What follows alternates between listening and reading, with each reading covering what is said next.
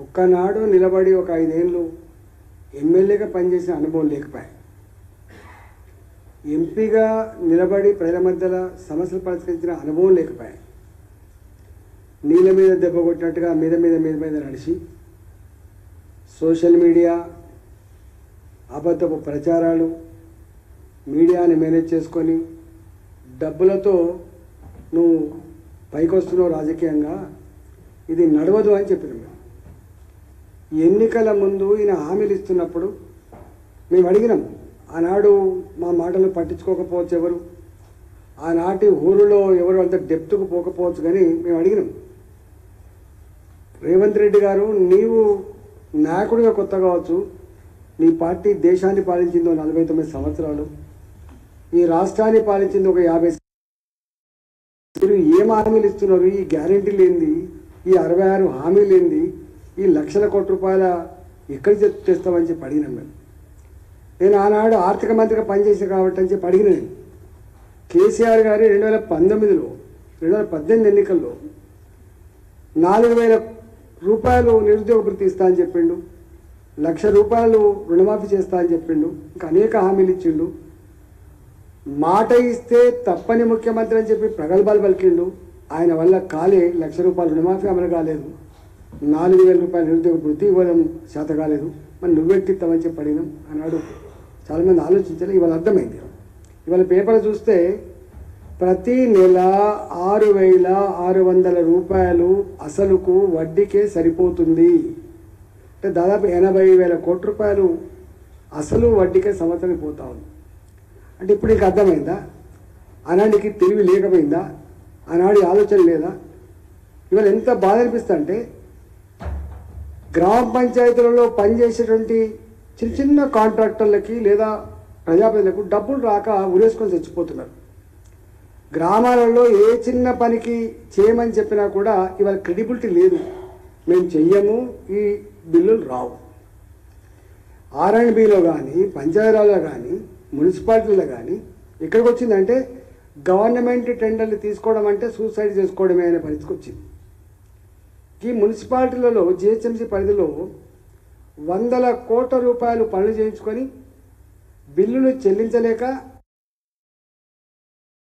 పెట్టుకొని మీరు అప్పు తెచ్చుకోండి, 6 నెలల తర్వాత 6 నెలల వరకు మీరు వడ్డీ కట్టుకోండి, 6 నెలలకు కనుక మీ బిల్లులు పే చేయకపోతే మేమే వడ్డీ అసలు కడతామని చెప్పి చిట్టీలు కుదవబెట్టించేటువంటి దౌర్భాగ్య పరిస్థితి రేవంత్ రెడ్డి. ఇవాళ నీ వాళ్ళకమేందో ఇవాళ అర్థమవుతా ఉంది. ఇంతకుముందు మా విశ్వేశ్వరుడు చెప్పినట్టుగా వాస్తవంగా ఇవాళ సొమ్ము ఒకరిది సోకొకరిది అని అన్నాను, కానీ కేంద్ర ప్రభుత్వం ఖర్చు పెట్టిన ప్రతి పైసా అయినా, రాష్ట్ర ప్రభుత్వం ఖర్చు పెట్టే ప్రతి పైసా అయినా ప్రజలు కట్టిన పనుల డబ్బులే కావచ్చు. కానీ ఇవాళ కేంద్ర ప్రభుత్వం కనుక ఈ మాత్రం సపోర్ట్ చేయకపోతే ఇవాళ బతుకు లేదు. నేను 100 సార్లు చెప్పిన, నీకు దమ్ముంటే చెప్పు, ఎక్కడంటే అక్కడ చర్చ పెట్టుకుందాం. ఇవాళ గ్రామాలలో నడిచే సిమెంట్ రోడ్లు కావచ్చు, పారే మురికి కాలువలు కావచ్చు, పెరిగే చెట్టు కావచ్చు, పచ్చడి చెట్టు కావచ్చు, తడి చెత్త పొడి చెత్త అని రాసుకున్నటువంటి షెడ్లు కావచ్చు, శ్మశాన వాటికలు కావచ్చు, గ్రామ సచివాలయ భవనాలు కావచ్చు, అంగన్వాడీ భవనాలు కావచ్చు, కట్టిన రైతు వేదికలు కావచ్చు, వెలిగే చౌరస్తాలు వెలిగేటువంటి ఆ లైట్లు కావచ్చు, ఇవన్నీ కేంద్ర ప్రభుత్వం డబ్బుతో తప్ప ఒక్క సింగిల్ పైసా కూడా లేదు. దీని మీద చర్చకు వస్తావా చెప్పి మాట్లాడదాం. ఎక్కడంటే అక్కడ చివరికి గ్రామ పంచాయతీలలో పనిచేసే సిబ్బందికి కూడా జీతభత్యాలు లేకపోతే గదే 15th ఫైనాన్స్ కమిషన్ డబ్బులు వస్తే జీతభత్యాలు ఇస్తున్నారు. నీకు సిగ్గు అనిపిస్తలేదు? అసలు ఎట్లా చెప్తాను? అసలు మోడీ గారితో పోల్చుకోవడం సాధ్యమవుతా? గతంలో ఉన్న పెద్ద పెద్ద ప్రధానమంత్రులే ఇలా మోడీ గారి గతం ఏంది, వాళ్ళది ఇవాళ ఏంది చర్చించుకుంటున్నారు. మోడీ గారు ఎంత బ్రాడ్ ఫిలాసఫీ అంటే రాష్ట్రాలు అభివృద్ధి చెందకుండా దేశం అభివృద్ధి చెందదు అనే ఫిలాసఫీ. అందువల్ల రాష్ట్రాల సమగ్ర అభివృద్ధి కోసం అక్కడ టీఆర్ఎస్ పార్టీ ఉందా అధికారంలో, DMK ఉందా అధికారంలో, లేదా ఇంకొక పార్టీ ఉందా కాదు ఇక్కడ ఇష్యూ. రాష్ట్రాలు అభివృద్ధి చెందాలి, తదుపరి దేశం అభివృద్ధి చెందుతుంది. ఇవాళ ఎన్నడు మాకు ఒక స్వప్నంలాగా ఉండే రామగుండం ఎరువుల కర్మాగారం 25 ఏళ్ళు కొట్లాడినా దిక్కుదివాని లేదు. ఎవరు వచ్చినాక అయింది? మళ్ళీ మోడీ గారు వచ్చినాకనే తెలంగాణ రైతాంగం చెప్పులు లైన్లలో విడిచిపెట్టి 45 గంటలు 72 గంటల పాటు ఎరువుల కోసం లైన్లు కడుతున్నారు. ఈ పరిస్థితి పోవాలి, తెలంగాణ రైతులు బాగుపడాలని చెప్పి 6,300 కోట్ల రూపాయలు ఎవరు అడగకున్నా కూడా ఇవాళ ఇచ్చి ఎరువుల కర్మ నిర్మాణం చేసి రైతాంగానికి ఎరువుల కొరత లేకుండా చేసిండు. నీకు కళ్ళు ఉన్నాయా అసలు? నీకు ఆలోచన ఉందా? మేలుందా మీకు? అసలు ఎవరు చేసిండో? నువ్వు చేసింది మీ ప్రభుత్వం, కట్టింది మా ప్రభుత్వం. కాజీపేట కోచ్ ఫ్యాక్టరీ అదే స్వప్నం.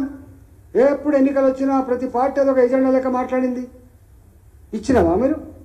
ఇవాళ మళ్ళీ మోడీ గారే అక్కడ మల్టీపర్పస్ పద్ధతులు ఉండాలి. అవి కోచ్లు కావచ్చు, వ్యాగన్లు కావచ్చు, ఇతర ఎక్విప్మెంట్ కావచ్చు. మల్టీపర్పస్లో 500 కోట్లు కాదు 700 కోట్ల రూపాయలు అయినా పర్వాలేదు, 1000 కోట్లు అయినా పర్వాలేదు, దాన్ని కట్టి తీరాలని చెప్పి దాన్ని చేస్తూ ఉన్నారు.